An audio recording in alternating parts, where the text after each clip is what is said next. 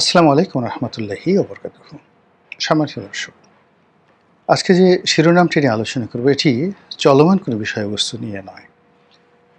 সরকারের বয়স মাত্র ২ মাস। এই সরকারের ভালো এবং মন্দ এর কোনোটাই আসলে এই মুহূর্তে বলাটা ঠিক হবে না, বলা উচিতও হবে না।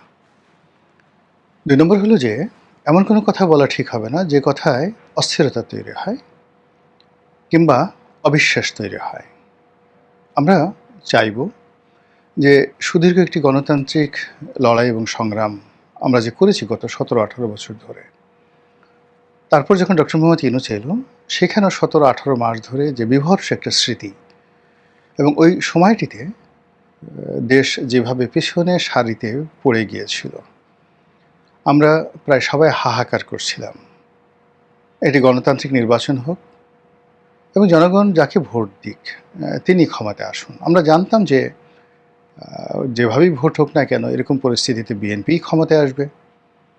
হয়তো আওয়ামী লীগ যদি থাকতো, আওয়ামী লীগ এখানে প্রধান বিরোধী দল হতো। কিন্তু আওয়ামী লীগ ক্ষমতা পেত তাও বলা যাচ্ছে না। আবার এমনকি আওয়ামী লীগ যে প্রধান বিরোধী দল হতো তাও কিন্তু বলা যাচ্ছে না। এমনকি আওয়ামী লীগ তৃতীয় বৃহত্তম দলও হতে পারত। এখানে নির্ভর করতো যে আসলে নির্বাচনটা কখন। যে সময়টিতে নির্বাচনটা হয়েছে ২০২৬ সনে, তখন আসলে জনমত অনেকটা আওয়ামী লীগের দিকে চলে গিয়েছিল। এই কারণে যে প্রথমত ডক্টর মোহাম্মদ ইউনূস পারেননি। দ্বিতীয়ত হলো বিএনপির যিনি প্রধান ব্যক্তি তিনি দেশের বাইরে ছিলেন।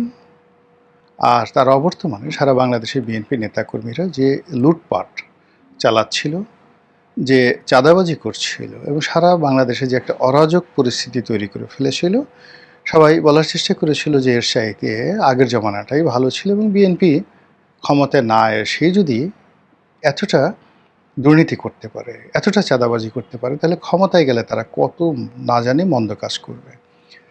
তো এর মধ্যে হঠাৎ করে যখন আওয়ামী লীগকে নিষিদ্ধ করা হলো, অর্থাৎ আওয়ামী লীগের কর্মকাণ্ড নিষিদ্ধ করা হলো, তখন সবাই ধরে নিল যে আচ্ছা ঠিক আছে, এর সাথে জামাতই বোধহয় ভালো, জামাত ক্ষমতায় আসুক। বিএনপিও দেখেছি, আওয়ামী লীগও দেখেছি, ডক্টর মোহাম্মদ ইউনূসও দেখেছি।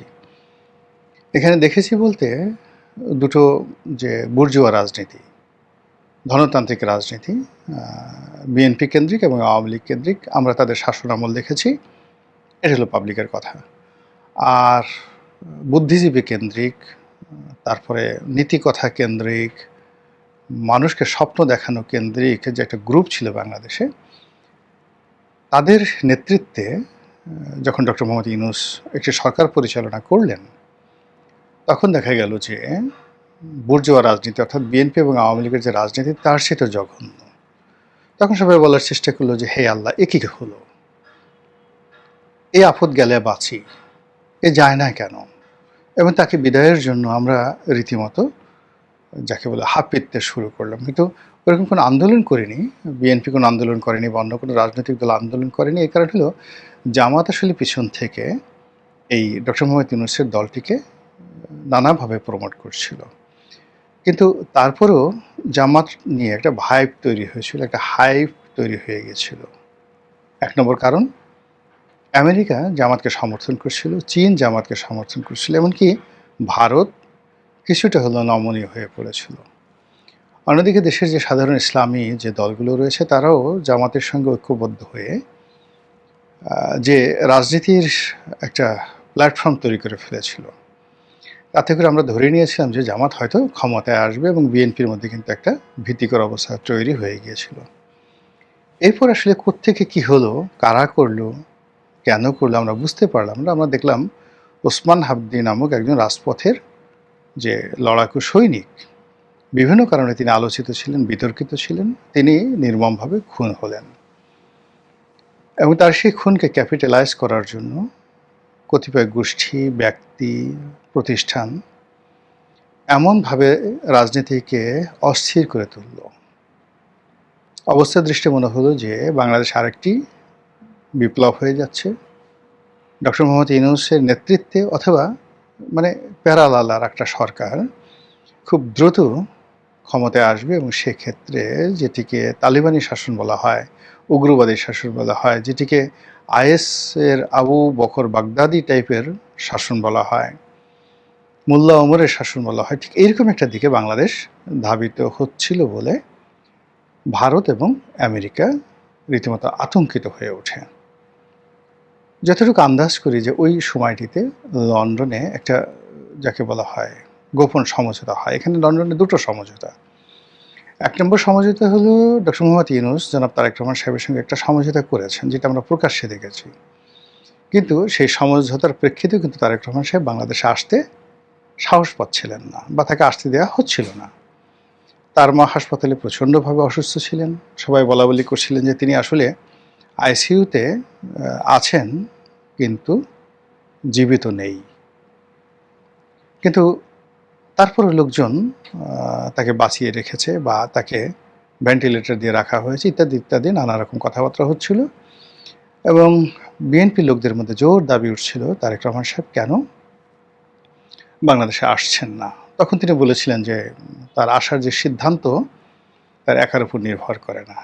এরপরে অনেকগুলো ঘটনা এত দ্রুত, অর্থাৎ হাদির মৃত্যু, তারপরে প্রথম আলো ডেইলি স্টারে আগুন দেওয়া, সব মিলিয়ে একটার পর একটা ঘটনা এমনভাবে ঘটতে থাকে এবং সেই ঘটনার মধ্যে তারেক রহমান সাহেব ঘোষণা দিয়ে বসেন ডিসেম্বর মাসের ২৫ তারিখে তিনি বাংলাদেশে আসবেন।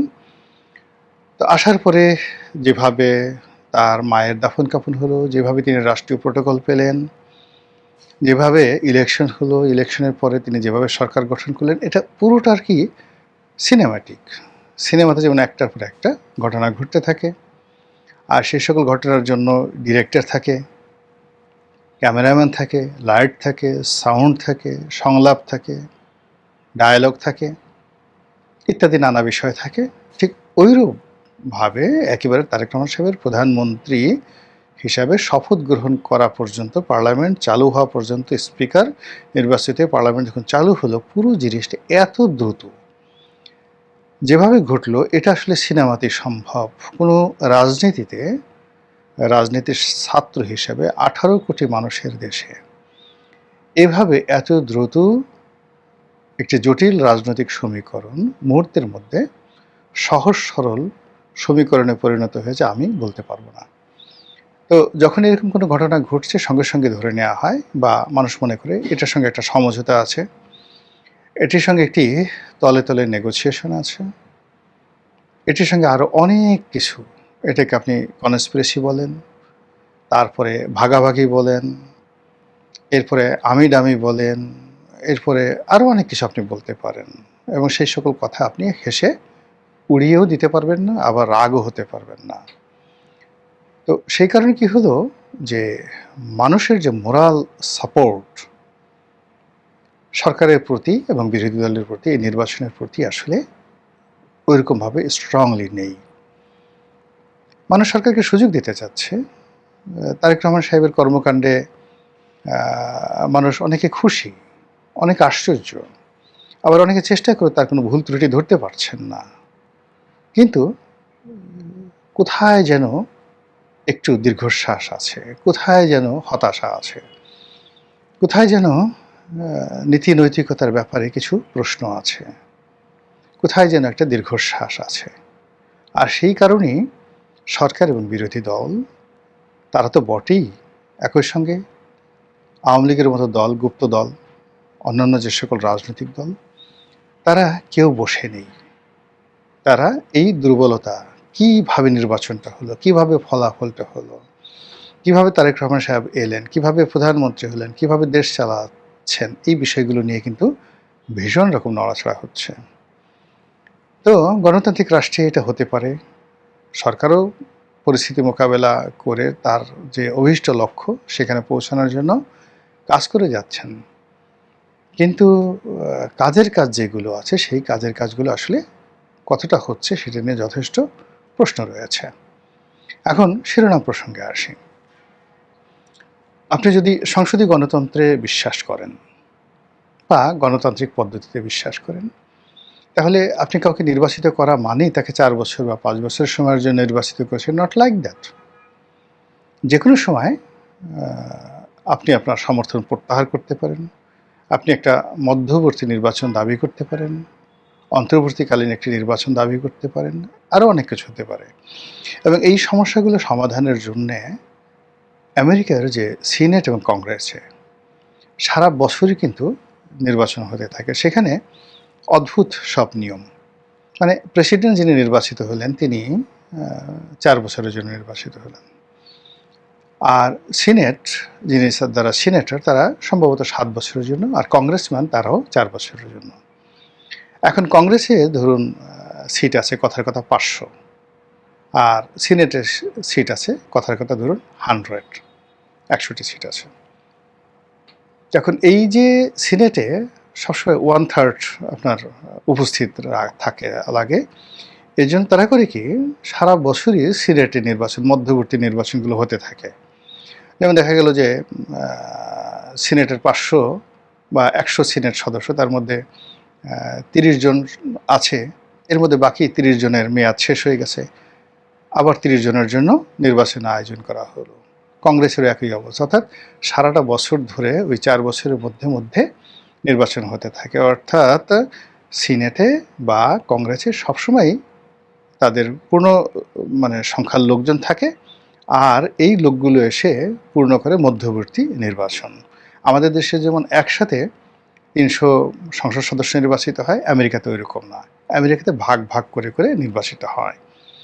তো ফলে একটা প্রেসিডেন্ট যিনি নির্বাচিত হন তাকে এই কংগ্রেসে এবং সিনেটে এই মধ্যবর্তী যে নির্বাচনগুলো হয় সেই নির্বাচনে তার জনপ্রিয়তা কোন পর্যায়ে রয়েছে, তার সরকারের প্রতি মানুষের আস্থা কিভাবে আছে, ওটার উপর নির্ভর করে। যেমন ধরুন মধ্যবর্তী নির্বাচন হচ্ছে, সেখানে ৩০টি সেই সিনেট নির্বাচন হচ্ছে সিনেট পদে, আর ১০০টি কংগ্রেসম্যান পদে নির্বাচন হচ্ছে।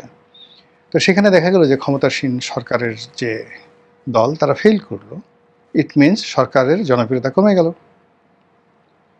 এতে যে প্রেসিডেন্টের ক্ষমতা চলে যাবে, নট লাইক দ্যাট, কিন্তু তার ইমেজ, তার ক্ষমতা ক্ষুণ্ণ হয়ে যাবে। আবার তিনি যদি মধ্যবর্তী নির্বাচনগুলোতে বিজয়ী হন তাহলে লোকজন ধরে নেবে যে হি ইজ রাইট। কিন্তু আমাদের দেশে আসলে ওইরকম না। আমাদের দেশে আপনি নির্বাচিত হয়েছেন বা নির্বাচন হয়ে গেছে, আপনি চোখ বুজে ৫ বছর থাকতে চাইবেন। যত অন্যায় করেন, অপরাধ করেন, আপনাকে ৫ বছর মেয়াদ পূর্ণ করতে দিতে হবে। এটা যেন আপনার একটা অধিকার। তো এটা চলে আসছে, কিন্তু এটা তো আমাদের কোনো ভালো ফলাফল দেয়নি। ফলে আমাদের আসলে পশ্চিমা ধাঁচের মতো, এমনকি ভারতের মতো একটা ব্যবস্থায় যেতে হবে। সেখানে প্রাদেশিক সরকার হোক, কেন্দ্রীয় সরকার হোক, সেখানে লোকসভা হোক, বিধানসভা হোক, সেখানে রাজ্যসভা হোক। তো এই বিষয়গুলো নিয়ে আমরা আমাদের যে পার্লামেন্টের যে সুপ্রিমেসি, এটাকে যদি আমরা ভাগ করে দেই তাহলে ঘন ঘন দেখা গেল যে প্রতি ২ বছর পর পর আমাদের মধ্যবর্তী একটা নির্বাচন হলো। আর সেই নির্বাচন অনুষ্ঠানের জন্য আমরা একটা অন্তর্বর্তীকালীন সরকার বা একটা তত্ত্বাবধায়ক সরকারে যেতে পারি, এবং এতে করে আমাদের অনেক উপকার হবে। এই বিষয়গুলি আসলে আমি বলতে চাচ্ছি। কিন্তু আমাদের এখন যে সিস্টেম চলছে সেই সিস্টেমে আমরা কিন্তু সব কথা বলছি, কিন্তু যখনই কেউ মধ্যবর্তী নির্বাচনের কথা বলে তাকে মনে করা হয় গণশত্রু, অথচ এটা সারা দুনিয়াতে আছে। আর এই যে অন্তর্বর্তীকালীন সরকার বা তত্ত্বাবধায়ক সরকার, এটাকেও আমাদের একটা ফরমেশনে আনতে হবে। এর কারণ হলো আমাদেরই দেশ পৃথিবীর অন্য দেশের মতো না। আমাদের দেশের যে কৃষ্টি এবং কালচার, এখানে যে যায় লঙ্কায় সেই হয় রাবণ। এই যে বাক্য, অপ্ত বাক্য, এই বাক্যের বাইরে তো আমরা বের হতে পারছি না। ফলে আমাদের নির্বাচন ব্যবস্থাকে সুষ্ঠু করার জন্য ঠিক একেবারে সেই জাস্টিস শাহাবুদ্দিন, বিচারপতি হাবিবুর রহমান, এই দুজনকে বলা হয় একেবারে অসাধারণ দুজন তত্ত্বাবধায়ক সরকারের প্রধান। তাদের জামানাতে যে সুন্দর নির্বাচন হয়েছে, সেরকম একটি নির্বাচন আমাদের দেশে হোক, এবং সেই নির্বাচন বারে বারে হোক, গণতন্ত্র প্রাতিষ্ঠানিক রূপ লাভ করুক, এবং রাষ্ট্র ক্ষমতা নিয়ে আমাদের যে ছেলে খেলা এটা বন্ধ হোক। মহান আল্লাহ আমাদের সবাইকে হেদায়েত দান করুন এবং হেফাজত করুন। আসসালামু আলাইকুম ওয়া রাহমাতুল্লাহি ওয়া বারাকাতুহু।